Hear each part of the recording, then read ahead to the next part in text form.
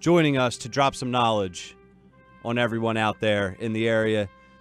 So we'll bring John in now, talk some Eagles, talk some feuds, and whatever else is on his mind. Johnny Mac, how you doing today, man? Doing well. Trying to hydrate. I said yesterday I was sweating in the studio. Today's the day. I retract yesterday, and today is it's disgusting out there. But you know what else is disgusting, John? Jerry Jones and all of his comments. What's going on with Jones and Roger Goodell? Is there another feud brewing here? Well, I think Jerry kind of. I don't know if there's another feud, and instead of a continuing feud, he kind of does what he wants and sees himself as sort of above not only the commissioner but really the rest of the owners as well. And he's kind of a maverick. He's kind of turning into the new Al Davis. I wouldn't say he's gotten to that point because from a business aspect, he's obviously made the other owners a heck of a lot of money, so they don't despise him like they hated Al Davis. But when it comes to football matters, he kind of goes off the reservation, and nobody's happy with that. No, absolutely not. So just to give the listeners, for anyone out there who doesn't know what's going on, kind of just explain what the deal is with Jerry Jones and his comments and the issue that's talking about the 18 game comments? Yeah, the 18 game. Yeah, well, I mean, obviously, I think everybody's on the same page as with the fact that preseason football, even asked Doug Pederson, he admitted today, you see around the rest of the league, people resting starters, not even playing them in the so-called dress rehearsal game. I think everybody's at that point that realizes we certainly don't need 4 preseason games. And even Roger Goodell has said a number of times last year that he'd like to cut that down to 3. But ultimately, it's a bargaining position. And if they do give up 2 preseason games, the owners want the 18 regular season games. And that's one of those things you're probably going to see addressed in the next CBA. And the owners certainly want it, but the players want to be compensated for it. So we'll see how it works out, but that's what I'm talking about, getting off the reservation. That's not his place to talk about things like that, but he thinks he can do whatever he wants. And we're talking all summer long about the new helmet rule and the importance of safety that the league is emphasizing. But meanwhile, here's Jerry Jones, an owner of a football team, saying, Let's put the Gladiators on the field for 2 more games, because just because you subtract 4 games where they're essentially not on the field doesn't mean it's okay to add those 2. Am I right? Well, I think both sides are hypocritical in that argument. I say it all the time. When you talk about safety in the NFL, even the critics of the league, and even people who want it banned, to be honest, they want to ban professional football. Even those people only care about head injuries. They don't talk about the safety of the game. And as far as other aspects, I mentioned it on the show. Nobody cares about torn ACLs or broken legs or anything of that nature. It's all about one particular issue. So when you boil it down to that, there's no doubt there's hypocrisy on both sides. But everybody points out the hypocrisy on the owner side. And I'm not saying it doesn't exist, because it exists. And the only reason the helmet rule exists is because of future litigation. I got that directly from John Runyon. It's not about safety. They're protecting themselves from future litigation. So there's a ton of hypocrisy on that side. But people ignore the hypocrisy on the other side. And as I mentioned, the Eagles signed Anthony Denham today. That's 3 players in 3 days that are signed to be essentially crash test dummies on Thursday night. Does anybody care about their safety? Because I haven't heard them talking about it. John, it's Scott. Sort of continue along here. How heated do you think, how serious will this topic of extending the season or shortening the preseason, how much of a heated topic will that be as we get closer to 2021 when that CBA expires? I don't think it'll be heated at all. I think everybody talks about ancillary issues, and really they're all white noise. And you can add schedule, you can add marijuana testing, even rules. You can add the national anthem issue to that. The only thing that matters in CBAs, the only thing that ever matters is the split in money. And if the players get the split they want, they don't care about weed testing. They don't care about rules during the national anthem. They're not even going to care about 2 extra games.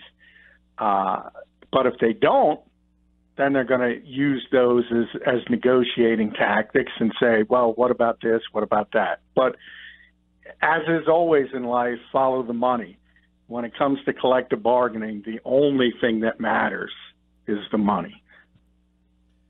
Getting back to the Eagles here a little bit, obviously, we talked about Doug Pederson being a little testy with the media the other day. Today, I didn't hear the exchange, but I read it on the transcript between Doug Pederson and Jeff McMullen about, of course, Carson Wentz. Legitimate questions, but Doug said privately he expects to have an answer by Friday, publicly maybe 90 minutes before kickoff. What's your take on that exchange today and what that may tell you? Well, we finally have a deadline. They already know. They already know who the starting quarterback is going to be. It's not even Friday. They know that right now, and we've all kind of known that they're going to hold it back for competitive advantage standpoint. I talked a little bit about that on the show. Doug's kind of old school in that way. To be honest, I don't think it matters. He even said himself, it's not like the difference is between Michael Vick and Kevin Cobb, where you have these drastically different styles of quarterbacks. If you're preparing for Nick Foles, you do have to worry about the RPOs a little bit more, but Dan Quinn knows that. And the bottom line, as I said, if you're prepared for Carson Wentz, you're prepared for Nick Foles. So the Falcons were always going to prepare for Carson Wentz, and that's who I think they're going to see. I mean, they're only ramping things up. Lane Johnson mentioned flat out that Carson's been out there more. Why would you ramp him up if he's not going to play? I firmly believe Carson Wentz is going to be the starting quarterback. Very interesting. Also interesting to kind of hear how, Alshon Jeffery came up today with Doug, and he kind of made it sound like, his progress is continuing forward. What about him? Do you expect to see him in week 1? I don't, but it's not like I'm putting my foot down and saying 100%. I think when I asked Doug about the preseason evaluation and he admitted it's trending in a different direction, he mentioned resting starters and how important it is to get them to week 1 healthy. Alshon's one of those guys who remember, he barely played in the preseason last year. That said, we're now obviously very close to week 1. There's only 3 more practices before week 1. So I don't think he's going to be out there week 1, but I don't think it's 100% off the table because he's one of those players I think that they think doesn't need much practice to ramp up. That said, I think it's more likely you probably see him week 2, week 3. You mentioned Thursday night, how they've just been signing some bodies and things like that. I mean, has anything changed in terms of what you're expecting to see Thursday night? Is there anything that still needs to be decided with these players in terms of who makes the 53, or in your opinion, is that 53-man roster already set? No, I think it's 98% set. I mean, if somebody who plays, Josh Adams, perfect example, if he runs for 150 yards, maybe he can get on the active roster because they'll be afraid to lose him via waivers, something like that. But most of the decisions are completely locked down, and it is. And this year more than ever, the week 4 preseason is just really an inconvenience for the Eagles because they won the Super Bowl and they opened the regular season up so early. Remember, usually you're playing on Sunday or Monday. You have 10 days to work. Think about the Eagles' schedule. They play Thursday. They got to cut down by Saturday at 4 o'clock. They practice on Sunday. They got to put together the practice squad because you got to wait for those guys to clear waivers. And then you're playing on Thursday. The last thing they want to do is play this football game, but they have to. Now the Falcons are obviously in the same boat, so it's not like they're at a disadvantage than their opponent, but still, it's just this game is more of an annoyance to them. How about shifting gears a little bit? We talked yesterday about Odell Beckham Jr. signing that monster contract. So obviously he's going to be in the division for a while. How do you feel the Eagles are built to defend OBJ and with guys like Jalen Mills and Ronald Darby and Malcolm Jenkins back there and McLeod, all those guys they've got? Do you feel like they're built to be able to take care of him? Well, I mean, that's the kind of player that is going to hurt you at times because he's so talented. But I think the Eagles are deeper in the defensive backfield than most teams. So they're better equipped than most to deal with anybody, not just OBJ, but any big receiver. You'll see a lot of great receivers coming in with Atlanta. And they have depth and they have talent. Now, the one thing, if you look at Beckham and some of his past problems, when he kind of loses his cool on the field, it's generally with big physical corners like Xavier Rhodes. I don't know if the Eagles have that. That might be the one thing they don't have. Maybe Rasul Douglas down the road can be that guy because he's big enough, he's physical enough, but right now he's not there. So, but the Eagles are good in the secondary, and they're deep, and so more often than not, they're going to match up pretty well. John, with the amount of players coming off these injuries, do you expect the play calling to be dramatically different than what we're used to seeing, possibly a heavy run game or a different type of style? No, I mean, I just think that's the modern NFL. It's going to be pass heavy, and that's Doug's sort of default setting. Think about where he grew up in this league under the Andy Reid's, and even before that, Mike Holmgren. So, I mean, and they have a lot of talent at both the receiver and tight end position, at least when they get healthy. And obviously they have a superstar quarterback when he's healthy. So I think the bigger issue is sort of situational football and how Doug sort of meshes with Mike Rowe and Press Taylor versus Frank Reich and John DeFilippo. I think that's the biggest question mark maybe of the entire season because he lost his two top lieutenants when it comes to offensive football, and I think people are overlooking that and just assuming lesser coaches are going to be those guys, and I don't think they are, certainly not early on. When the list of roster cuts get announced, is there any names that we should be surprised to see on that list? Any names that, where we can go, oh, wow, I assumed he was going to make that team? Well, not really. I mean, you're talking about there's not going to be any giant surprise. I mean, if you think Donnell Pumphrey is a surprise, somebody like that, or Elijah Qualls, a former draft pick, might be waived. Marcus Wheaton, veteran players, Kamara Aiken at receiver are probably going to be released. But if you're looking for that one surprise veteran guy who you thought was a part of this team, no, that's not coming. Everybody's pretty clear, and everybody's role is pretty determined. And that's one of the things with this team. And when we talk about breakout players, it's really tough to break out for young players because this team's pretty much set up and down the lineup. And all the injured guys, with the exception of Alshon Jeffery and perhaps Carson, although I as I said, I think Carson's going to be there. Everybody's going to be there. Jason Peters, Darren Sproles, Jordan Hicks, you name it. Even Jay Ajayi's been out of practice. That's more of a load management thing. They're all going to be there against the Falcons. I've been getting a lot of people in the area, John, ask me about the local product, Joe Callahan. What do you think his future is going to be like, if anything? Is this the last we're about to see of him this Thursday night?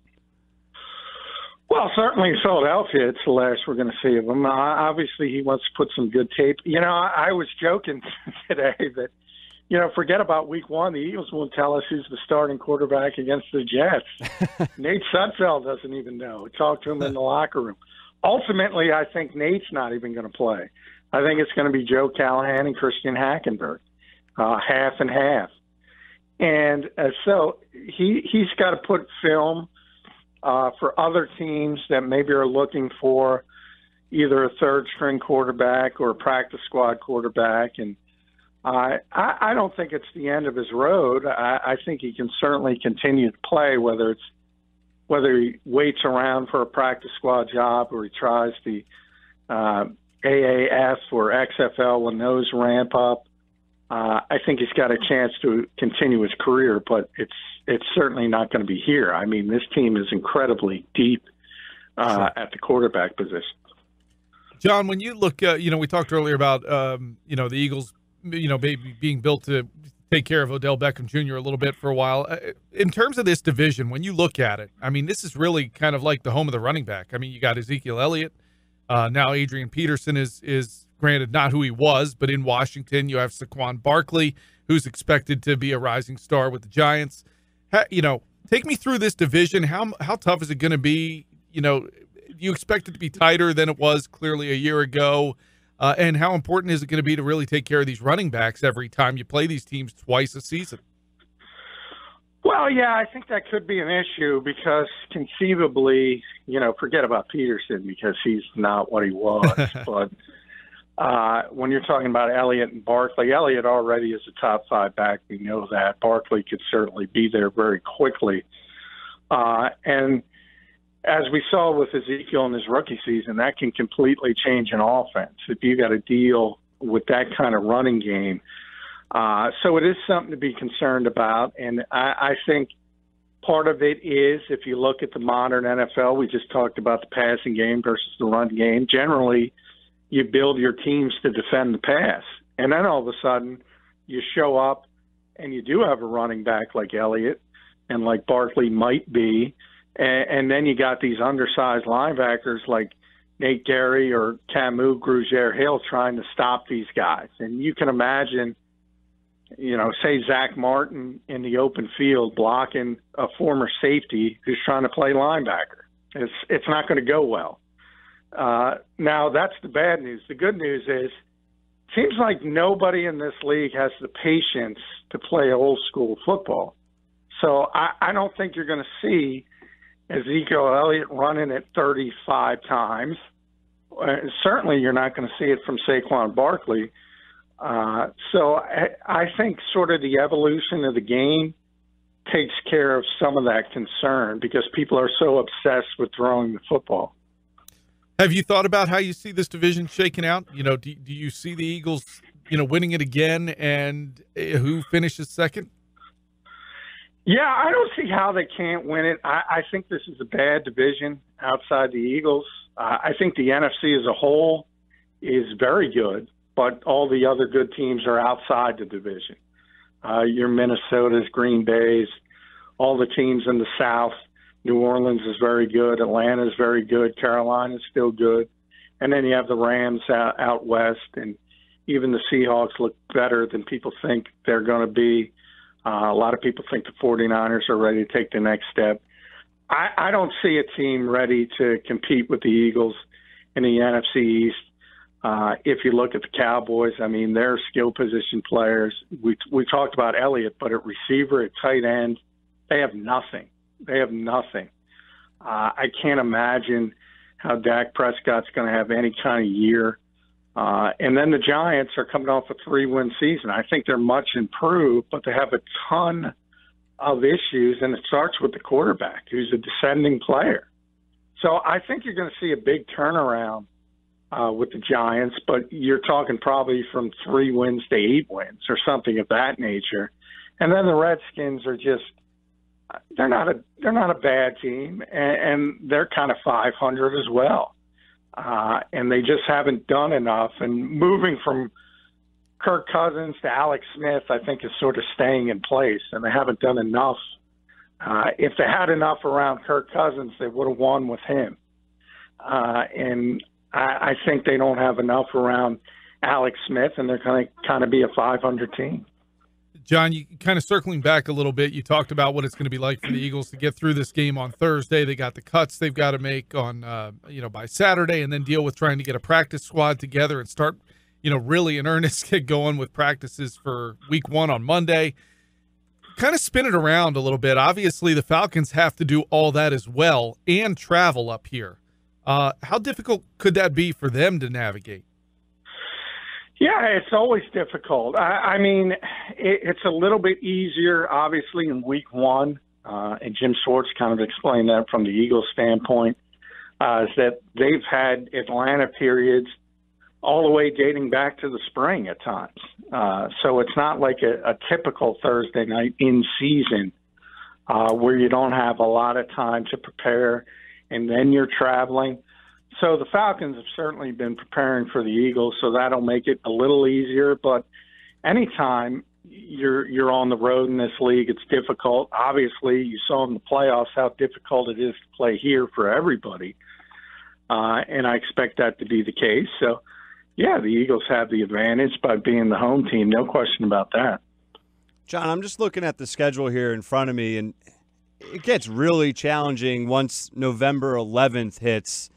What part of the schedule, if any, like what stretch of games concern you the most? Is there a stretch where you can say this team can lose a couple in a row or struggle a little bit? No, I think this team is right there. If you talk about the most talented teams in football, I think they're all in the NFC. I think it's the Eagles. I think it's the Saints. I think it's Minnesota. I think it's the Rams. So they're very deep. They're very talented. I'm concerned about the start of the season for the injury reasons, and that's the only reason. Because even if Carson is out there week 1, as I expect, he's not going to be completely 100%. He's not going to have any work in the preseason. Obviously, he's not been hit since last December 10th against the Los Angeles Rams. And then you have guys, we don't talk about Jason Peters and Darren Sproles. They've done nothing in the preseason. And Jordan Hicks has been out there, but obviously he's coming back from a serious injury. We mentioned Alshon Jeffery, whether he's going to be there or not. So there are so many injuries. Brandon Graham, he's going to play, but I don't think he's going to be his normal self as far as the rotation goes, because they're going to try to introduce him slowly after he's done nothing in the preseason.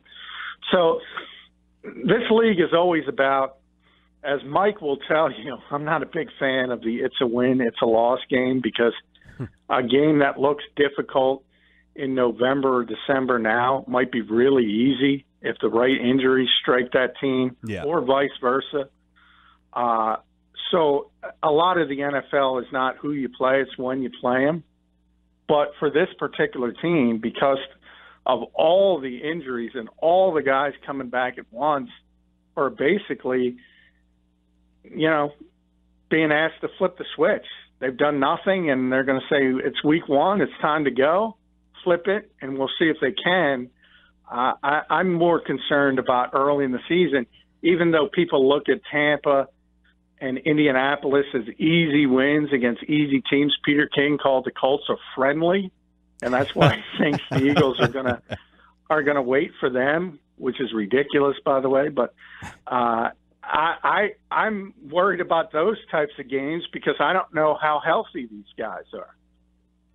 Absolutely. It's going to be interesting to see how they start off the season. One thing we're never concerned about is John McMullen bringing the heat every day right here on the Sports Bash at 4 p.m. Follow him on Twitter at JFMcMullen. John, thanks as always, man. Have a good rest of your day. Hey, thank you, guys.